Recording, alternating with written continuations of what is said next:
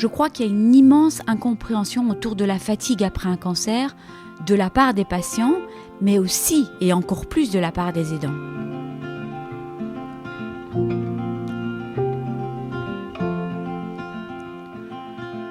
Je crois que c'est ça le plus difficile avec la fatigue, c'est qu'elle est invisible. On peut avoir bonne mine, mais être épuisé en fait.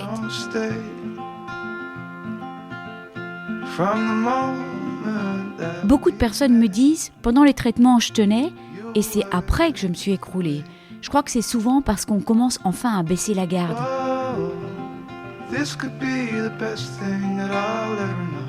Finalement, après un cancer, beaucoup de personnes deviennent malgré elles de meilleures gardiennes de leur propre batterie.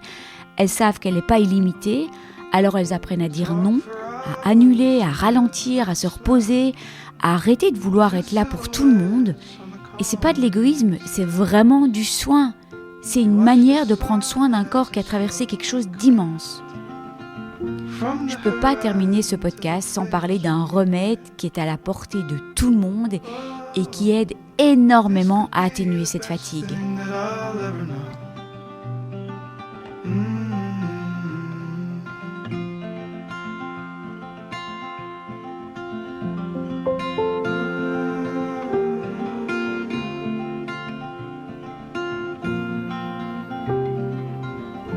Bienvenue dans le 4e épisode des Courriers du cœur. Alors je fais un petit rappel rapide. Le premier épisode, c'était la plage, les maillots, les décolletés.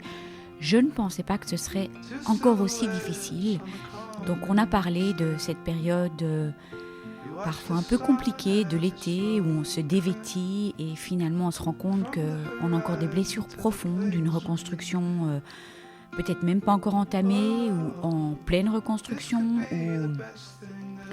ou un manque de satisfaction après la reconstruction ou simplement aussi quand la reconstruction psychique n'est pas encore terminée. Dans le 2e épisode, on a parlé de sécheresse vaginale et vulvaire et de solutions et la différence entre les deux. On a parlé de sexualité autrement aussi. Dans le 3e, j'ai répondu à une question. J'ai été tellement déçue par mes proches. Comment est-ce que je gère cette déception ? On entendait des pigeons dans ma cheminée, donc je ne sais pas si on les entend à l'enregistrement.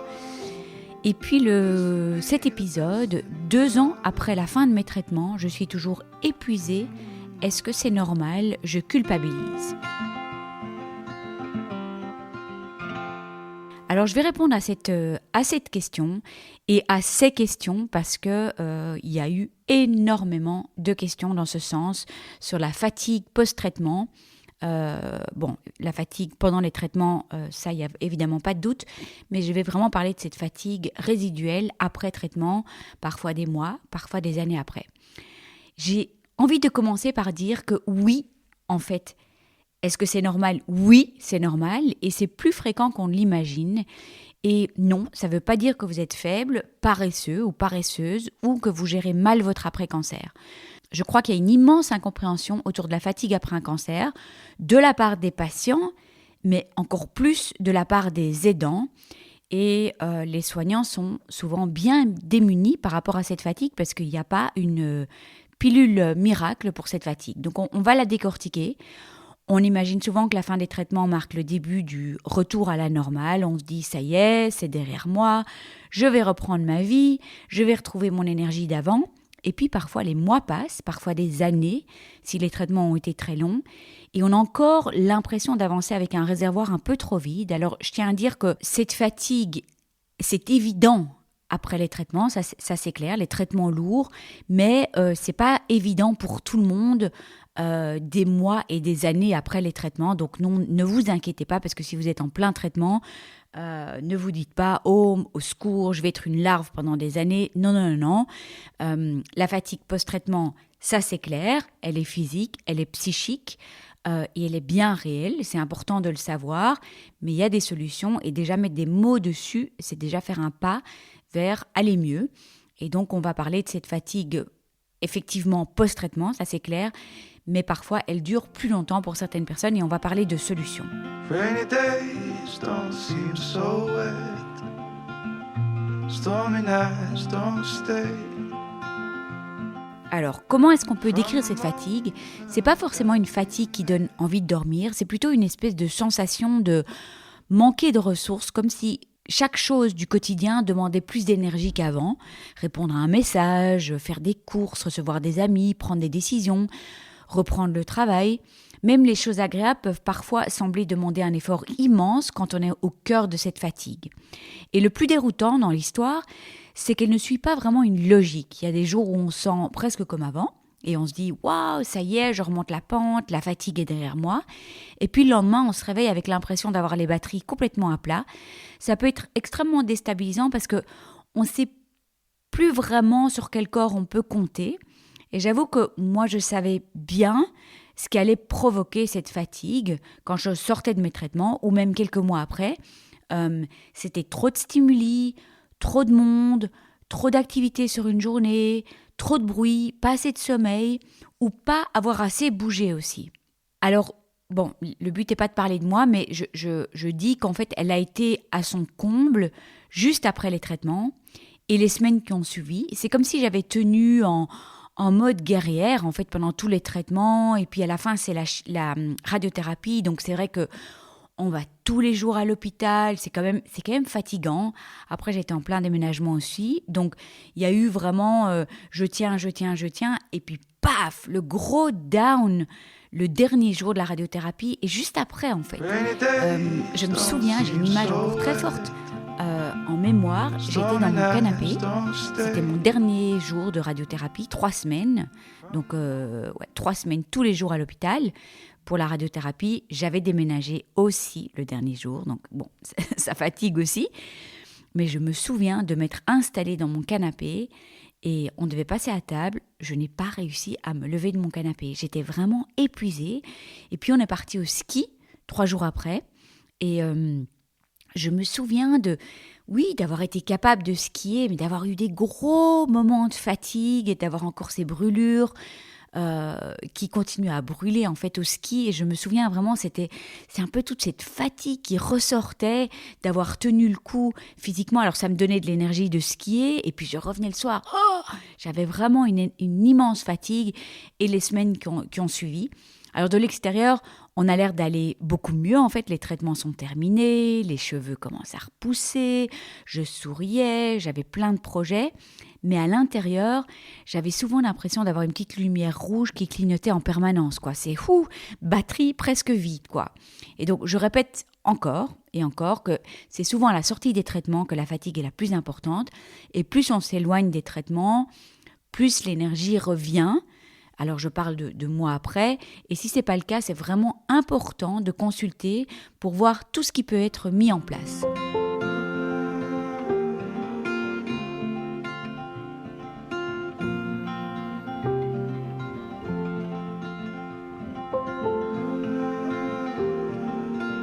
Je sais qu'il y a beaucoup de patients qui sont heurtés par cette phrase, mais ta bonne mine, juste à la sortie des traitements, pendant les traitements aussi. C'est une phrase bien intentionnée, évidemment, mais parfois elle fait presque mal parce qu'elle peut pousser le patient à se demander si sa fatigue est bien réelle, s'il n'exagère pas un peu.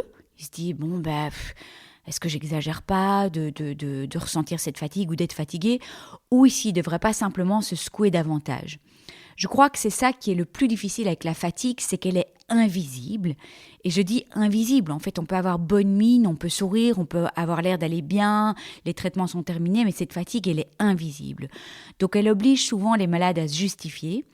Pourquoi ils annulent, pourquoi ils sortent moins, pourquoi ils répondent moins, pourquoi ils ont peut-être moins envie je sais pas moi, d'accepter des invitations parce qu'en fait, ils ressentent cette fatigue, ils se disent « merde, elle va me tomber dessus ».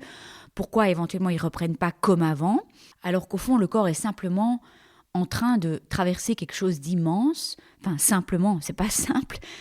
Il est en train de se réparer de tous ces mois de longs traitements, de nouvelles. Donc, c'est psychique et physique, bien sûr. Allez, refocus sur la fatigue liée au cancer. Un cancer ne fatigue pas seulement le corps, il fatigue aussi le mental, le système nerveux, les émotions. Il y a les traitements, bien sûr. Ça, Incontestablement, ils épuisent, personne ne peut nier ce fait, mais il y a aussi l'incertitude, les rendez-vous, les décisions difficiles, les peurs, les montagnes russes émotionnelles, le fait de devoir reprendre sa vie après un choc aussi immense. C'est intéressant d'aller regarder du côté de ce fameux mode survie dans lequel on vit quand on est malade, et Diane Joris du compte The Mind Body Institute en parle extrêmement bien et beaucoup. Cette image explique énormément de choses. En fait, pendant des mois, parfois pendant des années, notre organisme peut rester en état d'alerte. Il faut encaisser, s'adapter, tenir, faire face à l'inconnu. Pendant le cancer, le cerveau et le corps fonctionnent comme s'ils étaient en train de gérer une urgence. C'est normal en fait, c'est comme ça qu'on fonctionne. Mais le couac, c'est quand le le cerveau continue à fonctionner en mode survie, alors qu'il n'y a plus de raison. Les traitements sont derrière, les contrôles sont rassurants. Ça, c'est la raison, mais le corps ne l'éteint pas toujours aussi facilement, ce mode survie. Et vivre longtemps en mode survie, c'est épuisant. Je vous encourage à réécouter les podcasts que j'ai enregistrés avec Diane Joris, de Mind Body Institute.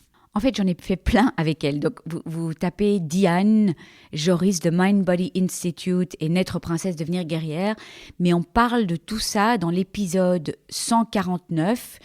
Et si ce soir vous dormiez mieux, et 150, calmer la trouille des rendez-vous médicaux. Donc, elle explique super bien tout ce qui se passe dans notre cerveau, ce mode survie et tout ce qu'on peut faire aussi pour le gérer. Et finalement, pour travailler sur cette fatigue résiduelle due au mode survie. Rainy days don't seem so wet. Stormy nights don't stay. En fait, il y a plein d'explications par rapport à cette fatigue. En voici encore une qui me parle bien. On ne se rend pas forcément compte sur le moment parce qu'on avance. On fait ce qu'il faut faire pendant les traitements. Donc, on se dit qu'on se reposera plus tard, on serre les dents, on se dépasse même parfois. Et puis un jour, les traitements se terminent, la pression redescend un peu et le corps dit « maintenant, je vais enfin récupérer ». Mais énormément de personnes me disent « pendant les traitements, je tenais et c'est après que je me suis vraiment écroulée ». Et je crois que c'est souvent parce qu'on commence à enfin baisser la garde. C'est un peu comme si on avait traversé une tempête grâce à l'adrénaline et qu'une fois arrivé au port, le corps réalisait seulement ce qu'il venait de vivre. Alors si vous êtes encore épuisé aujourd'hui, ça ne veut pas dire que vous faites quelque chose de travers, ça peut simplement vouloir dire que votre organisme est encore en train de récupérer de tout ce qu'il a traversé et d'apprendre à sortir de cet état d'alerte permanent. Et en plus, souvent après les traitements lourds, arrivent les opérations, souvent en tout cas dans le cadre du cancer, des traitements oraux comme l'hormonothérapie à long terme qui peuvent évidemment provoquer de la fatigue. Donc, ce n'est pas comme si les traitements étaient totalement terminés. S'il y a des opérations de reconstruction, s'il y a une hormonothérapie, ça peut aussi provoquer de la fatigue. Donc, cette fatigue n'est pas un échec. Ça, c'est déjà la première chose. Il faut se le mettre en tête. Et là, j'enfile ma casquette espoir et petite lumière ou petit déplacement pour regarder la situation un peu autrement, mais toujours sans injonction. Je crois qu'il y a quelque chose de très doux à accepter là-dedans. Allez, non, je ne vais pas dire accepter, à plutôt considérer. Peut-être qu'on ne redeviendra pas exactement la personne qu'on était avant. Peut-être qu'on apprend ou on apprendra à vivre autrement, à respecter davantage nos limites, à écouter davantage notre corps, à choisir plus soigneusement où on met notre énergie. Finalement, après un cancer, beaucoup de personnes deviennent, malgré elles, de meilleures gardiennes de leur propre batterie. Elles savent qu'elle n'est pas illimitée, alors elles apprennent à dire non, à annuler, à ralentir, à se reposer, à arrêter de vouloir être partout pour tout le monde. Et c'est pas de l'égoïsme, c'est du soin. C'est une manière de prendre soin d'un corps qui a traversé quelque chose d'immense.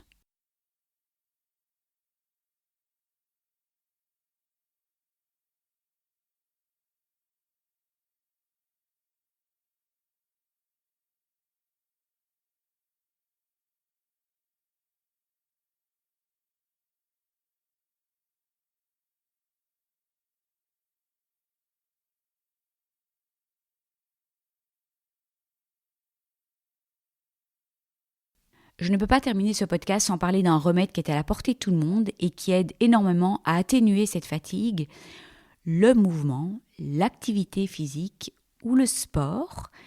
Voilà, vous utilisez le mot qui vous convient le mieux.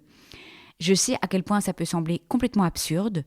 Quand on est épuisé, tout ce qu'on veut, c'est se reposer. Mais aujourd'hui, on sait que l'activité physique adaptée, j'ajoute ça, parce que c'est adapté à votre condition, est l'une des choses les plus efficaces pour diminuer la fatigue liée au cancer.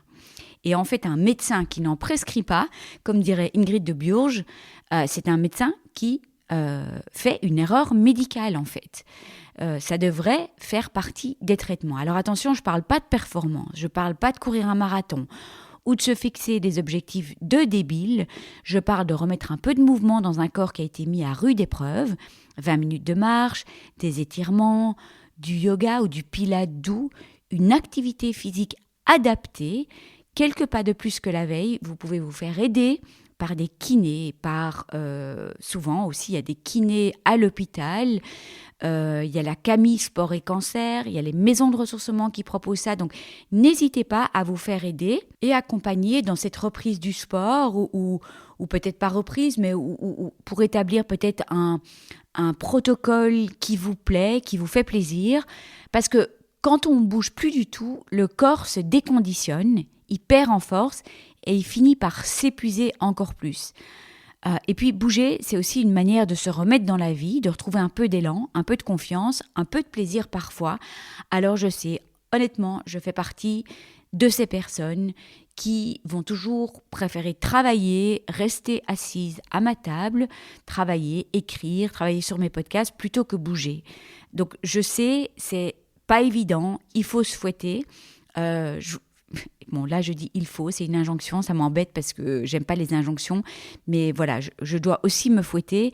Et en fait, je vous encourage à écouter les podcasts que j'ai enregistrés avec Ingrid de Burge et Jocelyne Roland sur le sujet. Ils sont vraiment passionnants et on comprend beaucoup mieux ce qui se joue quand on ne bouge pas assez. Et vraiment, je me permets de... Je comprends qu'on n'ait pas envie de bouger. Moi, on me disait tout le temps, il faut que tu trouves un sport que tu adores. Il faut absolument que tu trouves un sport que tu adores. On m'a dit ça pendant des dizaines d'années. Mais j'ai fait plein de sports. Jeune, je joue au tennis, j'ai couru, j'ai fait de la natation quand j'habitais aux États-Unis, du rollerblade, de la course à pied. J'ai essayé plein de trucs, mais en fait, tout m'embêtait. Tout m'embêtait, en fait. Je n'avais pas envie d'aller, j'étais jamais motivée. Et ça m'embêtait. Oui, mais tu dois trouver un truc que tu kiffes. Oui, ben désolé, je kiffe rien du tout. En fait, le sport m'emmerde. Et là, j'ai vraiment trouvé un sport qui m'amuse, la pole dance. Ça m'amuse de retrouver toutes mes copines de pole, ça m'amuse de me relancer ce défi, ça m'amuse parce que par rapport à un cancer du sein, c'est un sacré exercice de féminité, de sensualité, de réhabiter son corps autrement. Alors c'était vachement dur au début, c'est dur, mais j'y trouve du plaisir. Après, je ne dis pas que j'ai toujours envie d'aller. Parfois, j'annule le cours parce que je me dis « Oh, j'ai trop de travail. » Bon, je pourrais toujours prendre le temps. Donc, même ça, je trouve qu'il faut parfois se fouetter. Mais si vous trouvez quelque chose que vous aimez, de la danse, d'être avec d'autres personnes, c'est le seul moyen, en fait, pour continuer. Donc, voilà. Ça m'embêtait très fort quand tu disais « Oui, mais trouve un sport que tu kiffes. » Mais vraiment, pendant des dizaines d'années, je dis, il n'y en a pas, quoi. Donc là, ça m'a vraiment fait plaisir de trouver la pole dance, mais je ne cache pas quand même que je dois chaque fois me fouetter pour y aller. Et en hiver, quand je suis au coin de mon feu, j'ai pas spécialement envie de me dénuder pour aller à la pole. Et en été, quand il fait trop chaud, j'ai pas spécialement envie non plus. Mais quand j'y suis, et surtout après, je suis vraiment contente.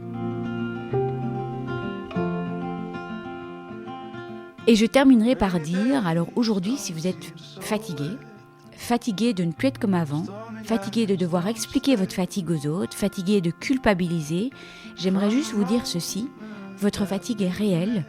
Vous avez le droit d'être fatigué, vous avez le droit d'avoir besoin de temps, vous avez le droit de ralentir, vous avez le droit de récupérer à votre rythme, et vous avez aussi le droit de remettre doucement du mouvement, de la joie et des choses qui vous nourrissent dans votre vie, sans pression ni performance.